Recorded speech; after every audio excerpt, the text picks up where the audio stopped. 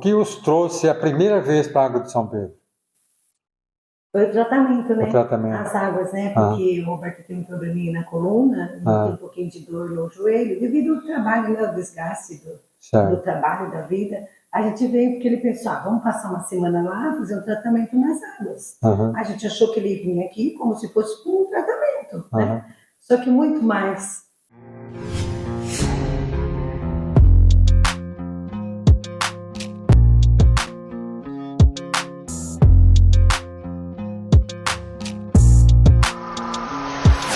Olá, meus amigos e minhas amigas, bom dia! Mais uma vez estamos aqui para apresentar o nosso programa Causo, Prosa e Poesia. Hoje nós estamos aqui com um casal lá de São Paulo para a gente prosear um pouco sobre a vida, sobre a arte e sobre causos que acontecem por aí. Não vou dizer o nome deles, eles mesmos vão se identificar para vocês. Quem vai começar? Eu posso começar. Eu sou o Roberto Salomão, eu sou o esposo da Maria Inês Marlin Marques, e estamos aqui na presença desses dois escritores, o senhor José, que vocês já conhecem bem, e a Maria Inês, que fomos convidados pelo senhor José. Estamos aqui para conversar e para bater um papo, né, se interar com as prosas e as histórias da cidade, como o senhor José já vem contando para a gente, essas histórias maravilhosas, né, de agora e do passado não tão distante, né? Então é isso. Então agradecemos aqui a arrumação que a gente teve aqui, o estúdio que foi preparado para a gente. Agradecemos ao nosso patrocinador aqui, muito obrigado. Então que a gente tenha um bom debate aqui, uma boa conversa. E agora você pode ir. Eu sou a professora Maria Inês. Nós viemos, né, à Água São Pedro ano passado pela primeira vez, e no spa, no Fontanário, a gente já conheceu, tivemos a graça, né, de conhecer o senhor José Luz. Agora, voltando para a cidade, fomos convidados para essa conversa aqui. E gostamos muito, agradecemos o seu convite, agradecemos o nosso anfitrião que nos recebeu com tanto carinho na sua casa. Pode falar o nome dele, Everaldo, viu? Everaldo. O amigo do seu José Luz, que logo vai ser nosso amigo também, Everaldo, recebeu com muito carinho a gente aqui, e a gente ficou muito lisonjeado por essa recepção. Né? Como o povo, né, de Águas, que é tão caloroso. É um povo receptivo, né? Receptivo, hospitaleiro, né, para dizer o mínimo, né? Então, o que os trouxe a primeira vez para a Água de São Pedro? Foi o tratamento, né? O tratamento. As águas, né? Porque o Roberto tem um probleminha na coluna, tem um pouquinho de dor no joelho, devido ao trabalho, né? O desgaste do trabalho, da vida. A gente veio porque ele pensou, vamos passar uma semana lá, fazer um tratamento nas águas. A gente achou que ele vinha aqui como se fosse um tratamento, né? Só que muito mais que a melhora física, né? Nós percebemos a melhora da nossa energia, né? De uma forma geral. A gente viu que na parte espiritual, parece que a gente relaxou de uma forma e a gente voltou embora assim, inebriado pela beleza da natureza, né? O canto dos pássaros, onde você está, a gente escuta, né? Os pássaros cantando, a natureza cercando toda a cidade. Então, além da cura física, a gente viu que tem muito mais por trás das águas, né? Maravilhosas. A gente ouve muito isso das pessoas. Mas aí... E a segunda vez, por que você está vindo? Porque a gente se apaixonou por essa terra. Eu sempre digo, quando você volta para fazer a coisa a segunda vez, é porque a primeira vez você gostou. Senão você não teria voltado nunca, né? E a gente acredita, né, nas águas que tem aqui, do poder curativo das águas. E não só nisso, né? A natureza é um conjunto, as águas, tem o poder de tratar você, mas tem a parte mental também, que você olha, como a Maria Inês disse agora, tem a parte da natureza, quando você olha, você vê verde por todo lado, vê os animais, vê as aves, vê as pessoas, e não vê aquela confusão que existe nas grandes cidades, né? Isso daí ajuda a você se curar também. Eu tenho lido alguns livros sobre termalismo, né? Porque a gente tem que se inteirar para poder falar sobre o assunto, senão, se eu não tiver competência para falar sobre algo, eu não posso falar. Então, por isso que eu gosto de ler. E sempre que você lê sobre alguma cidade, qualquer cidade que esteja fontes termais que ofereça tratamento, ela tem que ter isso: tranquilidade e natureza para as pessoas e acolhimento. Se não tiver esses 3 pilares, não funciona. Porque se você sai de um lugar onde você tem uma vida intensa e você vai para outro lugar em busca de melhora física, você tem que se sentir bem espiritualmente também. E tem que se sentir bem acolhido. Então, a Água de São Pedro está dentro desse requisito, dentro daquilo que eu li sobre algumas outras instâncias mundo afora. Agora, você, Marinês, é escritora. Sou escritora. Quando você começou a escrever? Desde que eu fui alfabetizada. Nossa, que Eu legal. lembro das primeiras redações que eu fiz, lá em 1970 e alguma coisa, 76. Eu lembro 77, eu já alfabetizada, já tentando escrever. E eu lembro que naquela época de alfabetização, eu já tive uma professora, Dona Zezé, lá de Itararé, que era alfabetizadora, e ela já me incentivava. Ela viu alguma coisa nas minhas escritas. Certo. Também a Márcia Morcho, que era minha professora, a mais maravilhosa de todas. A Márcia Morcho me incentivava muito a escrever, muito. Então, desde as primeiras escritas. Depois eu tive um professor, Samuel Barbosa, ele era muito bravo. E ele nunca me elogiava. Passou o ano inteiro, ele só brigava comigo.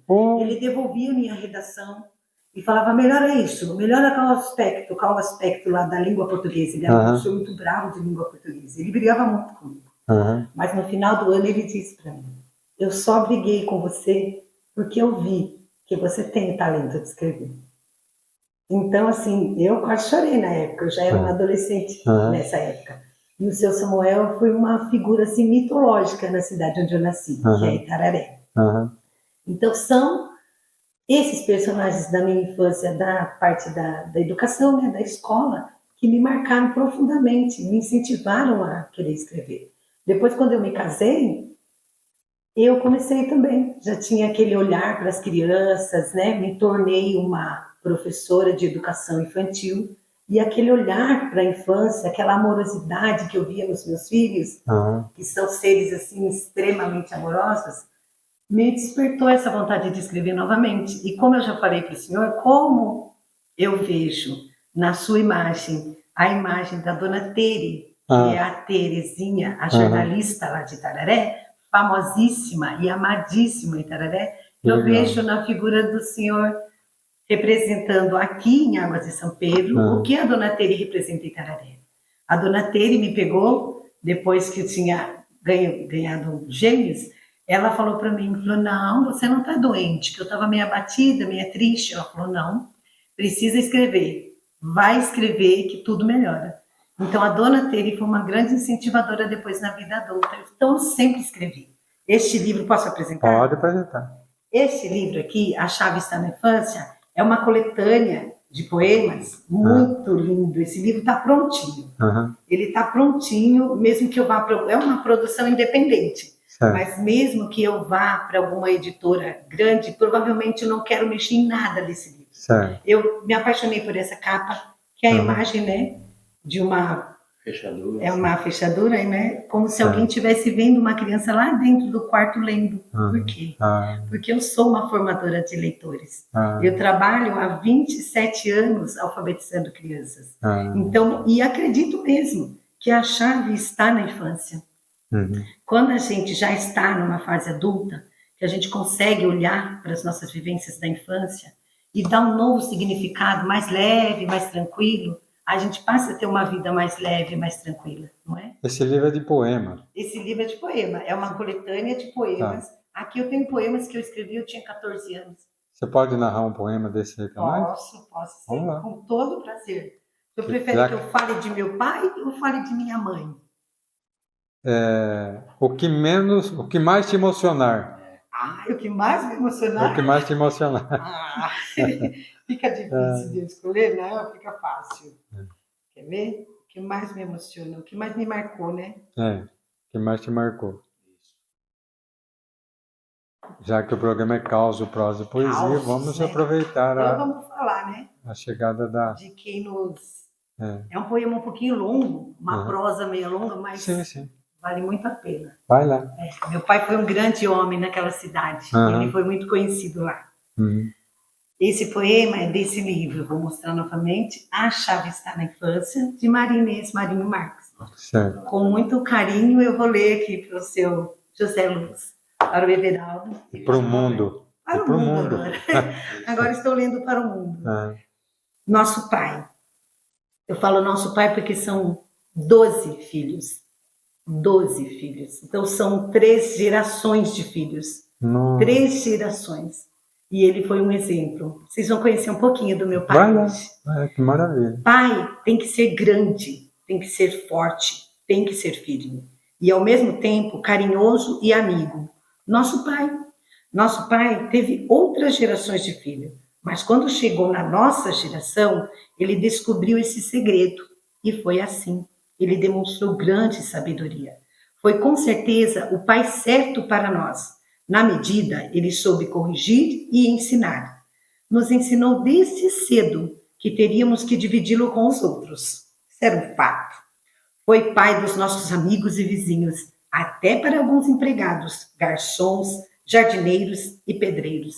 Dia das Crianças, fazia festa no educandário, com churrasco, bolo e refrigerante. Uma vez ao ano, ele fechava a nossa churrascaria e fazia a mesada dos anjos.